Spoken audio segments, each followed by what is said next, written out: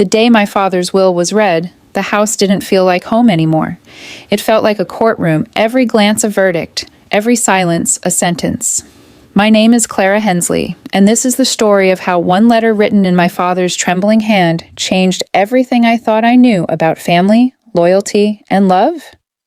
Before we begin, if you enjoy calm, emotional stories about family secrets, forgiveness, and rediscovering truth, please like this video, leave your reflections below, and subscribe for more heartfelt storytelling.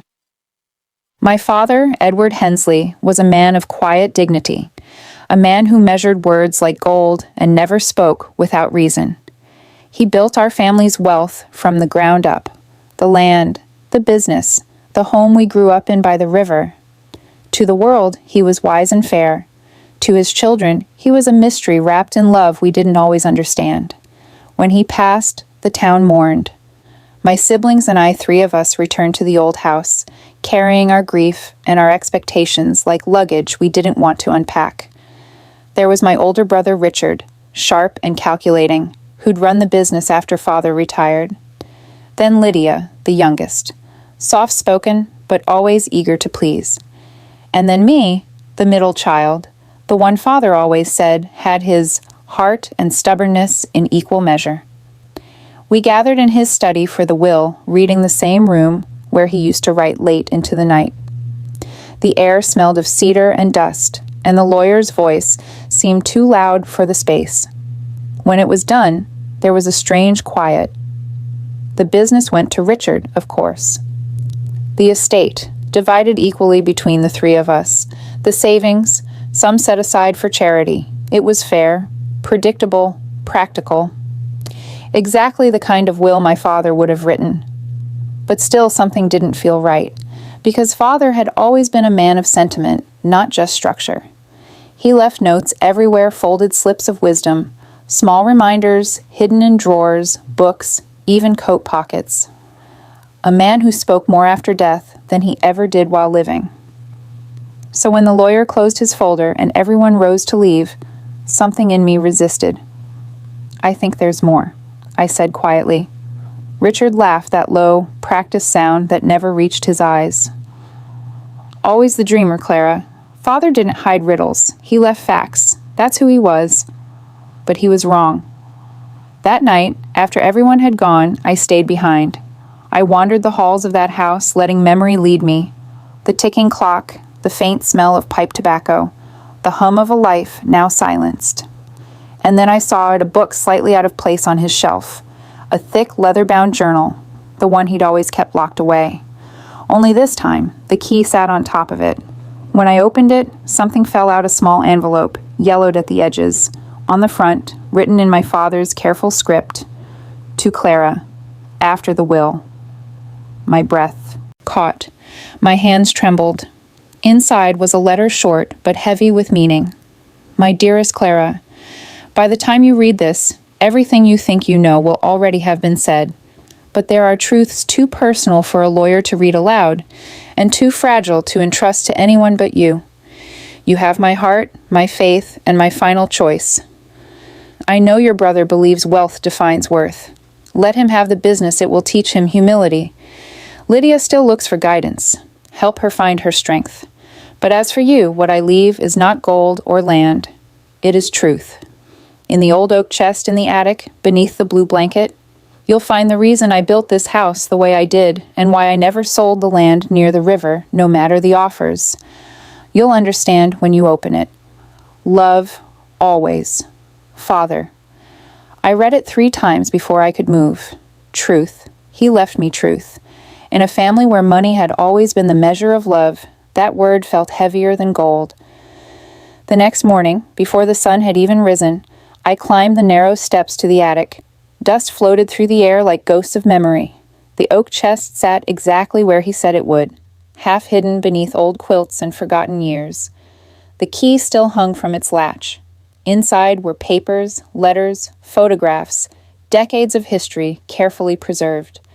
But at the bottom, wrapped in linen, was a folder labeled Riverland Personal. I opened it. And what I found changed everything I thought I knew about my father. and about the inheritance that had divided us all. Inside the folder were land deeds, maps, and old letters, some handwritten by my father, others in a delicate, unfamiliar script. The papers dated back decades, long before I was born. The name on the deeds wasn't Hensley, it was Waters. At first it made no sense, but then, tucked between two envelopes, I found another note from Father. If you're reading this, Clara, it means you were the only one who looked, the only one who still listens between the lines. The river land you know as ours was never meant to be part of the estate. It belongs to someone else. I kept it safe for her, and now for you to decide what to do. Beneath that letter was a photograph, a woman standing by the river, her face soft, her eyes filled with the same quiet depth as my father's. On the back, in faded ink, Eleanor Waters, 1973. My breath caught. I recognized her instantly. She had visited when I was little, an old friend of Father's. She used to bring us small gifts, always kind, always gentle. I hadn't seen her in years. As I read more, the truth unfolded like a confession whispered too late. Eleanor was my father's first love. They had planned to marry before my mother, but her family owned the land by the river land she refused to sell even when she fell into debt. When her father died, she had no one left, and the bank moved to take it all. My father bought it quietly under his name to save it, for her, but Eleanor never recovered from her loss. She left town soon after, and the secret stayed locked away with him. He never sold it, never profited from it. He preserved it, paid its taxes, and maintained it quietly, knowing one day it would need to return to its rightful hands. At the bottom of the folder was one last line, written in my father's hand. If you wish to honor me, Clara, don't divide this land for inheritance. Restore it. Return it to where love began. I sat there for a long time, the letter trembling in my hands. My father's last gift wasn't wealth, it was a choice, a mirror held to the soul of our family. Downstairs, the voices of my siblings drifted upward, muffled, impatient, still arguing about shares, about fairness, about what they believed they were owed. I could have said nothing.